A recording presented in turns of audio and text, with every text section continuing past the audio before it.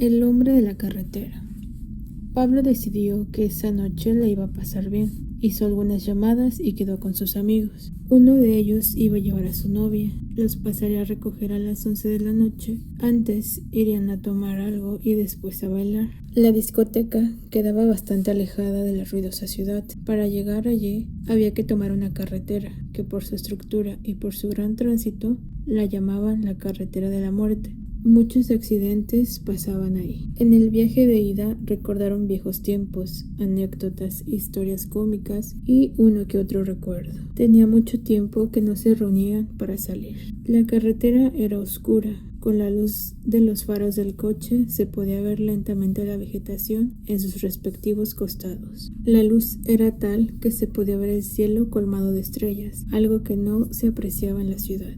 Llegaron al lugar y no había mucha gente como en otras ocasiones. Esto les llamó la atención y se preguntaron qué había pasado con esa discoteca que antes era tan popular. Efectivamente, al ingresar al local se dieron cuenta que era notable la poca concurrencia, pero aún así trataron de pasarla bien.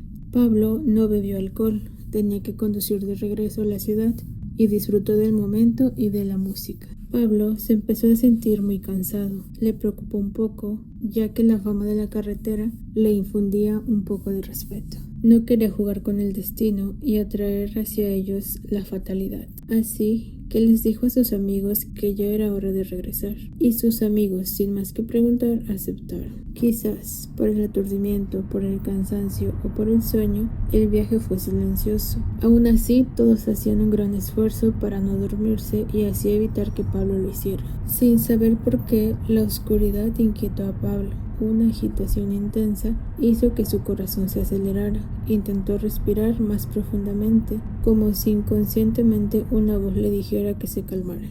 Sus pensamientos de repente enloquecieron. Una sucesión de imágenes acudían a su mente, imágenes sin sentido, pero una se instaló por unos eternos segundos en su cabeza. Era la imagen de un cementerio, como si una cámara hiciese el recorrido. Desde la entrada del panteón, pasando por las hileras de tumbas descoloridas, hasta llegar a una sin nombre. Había una fosa que no había sido cubierta y podía verse la tierra a sus costados. La cámara imaginaria se hundía en la oscuridad profunda, no se podía ver el fondo. De repente Carolina gritó: «¡Cuidado!». Tal advertencia lo hizo volver en sí. Gracias a su habilidad de manejar, logró esquivar a ese hombre, que de la nada se cruzó por delante del coche. Todos se alertaron. Pablo, algo asustado, frenó el coche. Quería ver quién era ese hombre y si se encontraba bien, pero ya no estaba. Se había perdido entre la vegetación. Reponiéndose del susto, comentaron lo extraño que fue esa escena. Carolina fue quien mejor lo vio. Comentó que estaba con el torso desnudo, descalzo y que llevaba un pantalón deportivo. Se preguntaron qué hacía un hombre caminando a esas horas, solo y vestido de ese modo, ya que era invierno y hacía frío. Siguieron el camino, pero aún temerosos por lo que había ocurrido, especialmente Pablo, que segundos antes había tenido esa imagen de muerte, se le quedó grabada en su mente. Ese rostro que en ningún momento se volteó para mirarles. Ese rostro que no mostró ni sorpresa ni el susto propio de cualquier persona que está cerca de ser atropellada. Más bien, la mirada de ese hombre era perdida, como si caminara desorientado. Pablo hizo este comentario y se preguntaron si a este hombre le pasaría algo, si estaba drogado, ebrio o si tendría alguna enfermedad mental que le hiciera divagar sin sentido. 5 kilómetros más adelante, la oscuridad se desvaneció. Las señales luminosas de la policía les indicaron que tenían que disminuir la velocidad y detenerse. Había un poco de gente, varios policías, coches estacionados al lado de la carretera y sobre todo las luces intermitentes de los coches de policía. Pablo se detuvo y se bajó para ver qué había sucedido. Un policía se le acercó y le preguntó hacia dónde se dirigían. Ante esta pregunta, Pablo respondió amablemente que se dirigían a la plaza central de la ciudad. Acto seguido, el policía le pidió su documentación. En el instante en que se disponía a ver la documentación de Pablo, se le acercó un compañero y le susurró algo al oído. El policía le devolvió los papeles y le dijo: «Espere aquí unos minutos, por favor».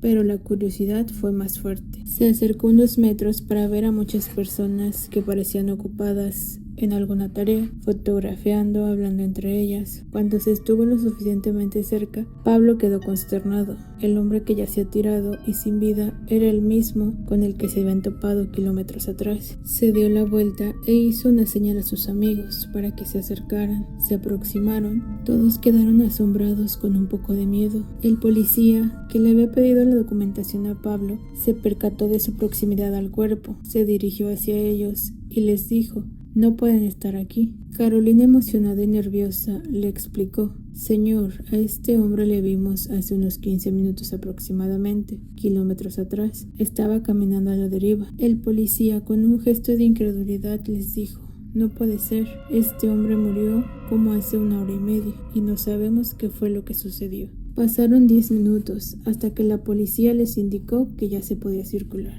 Habían recogido el cadáver. Todos subieron al coche sin decir ni una palabra. Pablo volvió a tener la misma imagen, pero esta vez se podía ver el nombre grabado en la lápida de esa fosa vacía: Daniel García. Quería volver pronto a su casa y descansar. Sentía que lo que había sucedido era solo un sueño de mal gusto. Llegaron por fin a la ciudad. Pablo fue dejando a cada uno de sus amigos en sus casas, y cuando él regresó a la suya, inmediatamente se acostó y se quedó dormido. Al día siguiente se despertó como cualquier domingo, se sentó, desayunó, tomó el diario. Sus ojos leían y leían: deportes, economía, noticias internacionales, sección policial. Extraña muerte de un hombre en la carretera. Daniel García fue hallado muerto en extrañas circunstancias esta madrugada en la carretera.